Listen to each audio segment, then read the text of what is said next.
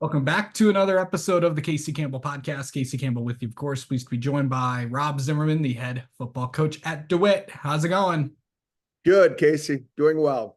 All right, just a few days out from practice beginning on August 12th. I know this week is every coach tends to have a different approach to what this kind of modified down week. What did you tell the kids last week? So this is a total down week for us. I mean, we have the weight room open, so a few guys can get in if they want. But for the most part, we're telling them to relax. We had a great summer, and they had to commit a ton of time, so we wanted them to get away and get rejuvenated for the start of practice. Okay. This after a pretty successful season last year, what does this group what are we going to expect from this 2024 team? Well, we're super excited about this group. We see a lot of the same attributes that the 20 and 21 teams possessed. And a lot of those kids on those two teams have siblings that are playing in this group or had a big influence on these guys. So they had some great mentorship from within our program.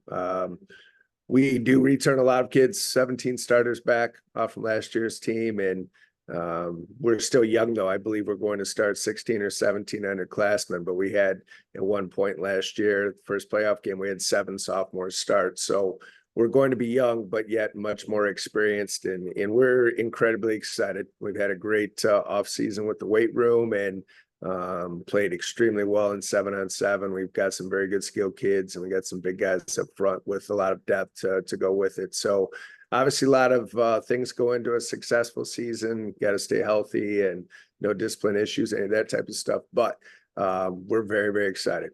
Yeah. Of course, now it's time to talk about some of the returners and some of the guys to watch this year. So kind of start with the offense, and then we'll go to the defense. So we're led by our 2 twins, 3-year starters, Elliot Larner, quarterback, and Abram Larner, slot receiver. Abram just committed to Grand Valley, and Elliot just committed to Michigan Tech. They both had just unbelievable off seasons. We're super excited about them and their ability to play football. Great athletes, tough as nails. And so as they go, we go. Trav Moore, who's going to be a 4-year starter for us, is going to be a junior. Already has 2 MAC offers, be our starting running back and play some corner as well. Just a tremendous football player that's going to play at the Division 1 level. Jaden Bender is going to be a junior DB and receivers already committed to CMU. Then we have Jacob Scorfar would be another 4-year starter for us. It's going to be a junior at defensive end and tight end, another outstanding player. And up front, Luke Nolan will be a 3-year starter for us, 2nd year in the offensive line. Gavin Dussault is a defensive end and H-back that's a senior that's also a returner. We have a lot of kids, but those are probably the top guys I need to mention. Yeah.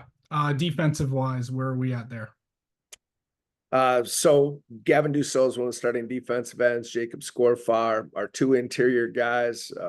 We're blessed to have some great size. Our 2 interior starting defensive tackles most likely are Will Solomon, who's a 6'3", 315 defensive tackle, and Andrew Neff, who's a 6'2", 310, 315 defensive tackle as well. So we have some big boys in the middle, and Chambers returns as a starting inside linebacker. He's going to be a junior.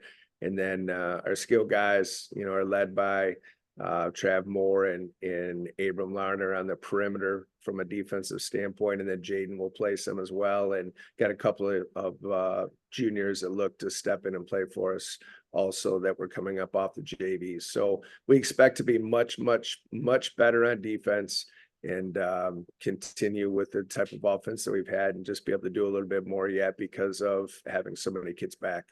Yeah. Okay. So let's go to special teams. Special teams, we're not sure yet. We have to replace a lot of guys, so we'll see when we get going with practice as to who's going to end up where. Our return game will be very good, and we're confident that our cover teams will be good because we do have a lot of kids that can run. As far as who's kicking and punting yet, to be honest, we don't know. Okay. Obviously that's going to get figured out in the next few weeks, but Yep. What is figured out is the schedule. I know I believe that just got I know you just, I believe on the before we get to the full schedule, I know the 20th, you're playing, I believe, kind of talk about that. Yes, we play several very good teams, but they are without question the top team that we play. It's pronounced Hurricane, West Virginia. Yeah, 10 kids with D1 offers. Um, Tremendous football program with several Power Five guys, and so it's going to be a great challenge for us. But we're excited for it. We had week 4 scheduled with the school from the west side of the state, and then they backed out on us a month later. So we were in a position where we couldn't find a game. And so Tim Stout's show actually helped us. We were talking about it on the radio, and a guy called in with all the schools in the Midwest that had openings. So we went through the whole list, and they were the last one on the list that we had a shot with, and we were able to work it out. So going to be a great challenge for us. We're very excited for the opportunity to play them, though, and the level of talent they have. They will have as much as anybody that we'll see at any point throughout the playoffs, or throughout the season and into the playoffs, if we get into the playoffs and can make a run. absolutely. And just to be just for clarification, they are coming to you, right? They are coming to us, yep, which is a great thing for us because it's about a 7-hour ride. Yeah, and of course, and of course, if you had to go, of course, with the things that have happened, of course, with the 300-mile rule gone, there could it does open up for that sort of thing here. But Yeah, I'll just run through the rest of the schedule. It's August 30th, of course, we'll be at Hazlitt, September 6th at Mason, September 13th at Lansing Waverly. As we of course mentioned, the 20th with Hurricane from West Virginia. September 27th at East Lansing, October 4th home against Holt, October 11th at Grand Ledge, October 18th home against Okemos, and finishing out the regular season, October 25th home against Lansing Everett. So, pretty good schedule to start off with. Two really tough team with Hazlitt, and of course, Mason week 2. Of course, we just had Gary on yesterday. So what was what is the schedule going to be like, and what's the division going to be like this year for the Blue? well, I think East Lansing is probably the most talented team besides Hurricane that we play with. Clarizio is just an unbelievable running back, and they've got some other kids that are committed to college that very talented. So that will be a huge game for us in the Blue. And then I don't think people talk enough about Grand Ledge, but we expect them to be very good as well. They have great skill kids and a lot of returners. And then I think Holt will be much improved also. He was very young last year, and I expect them to be better. And in Everett also is a senior dominated team with some very good skill guys, top level receiver and quarterback. So, all those schools will present challenges for sure. It's a great thing for us being in the Blue because we're without question the smallest school in that conference. And so Division III playing mostly D2s and D1s, it helps us for the playoffs for the most part. And we expect that to be the case this year because there's several very good teams in the Blue.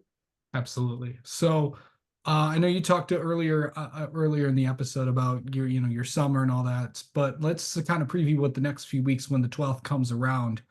What is that looking like for you guys, and get the ground running to go on the 29th when you guys travel to Hazlitt. Of course, also your scrimmage is coming up in the next few weeks as well. Yeah. So we practice in the morning. We lift very hard during 2-a-days, and throughout the season, we're going to add an extra day this year so that we have even more each week than what we've had.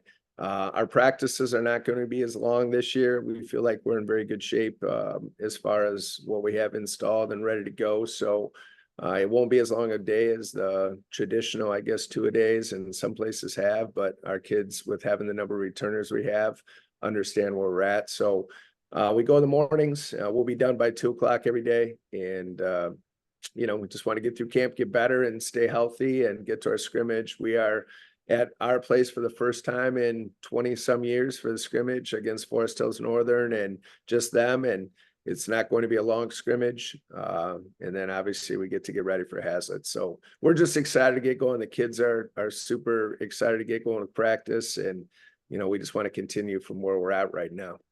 All right. Rob Zimmerman, the head football coach at Dewitt. Thanks for the time as always, and best of luck to the Panthers this season. All right. Thank you, Casey. I appreciate it.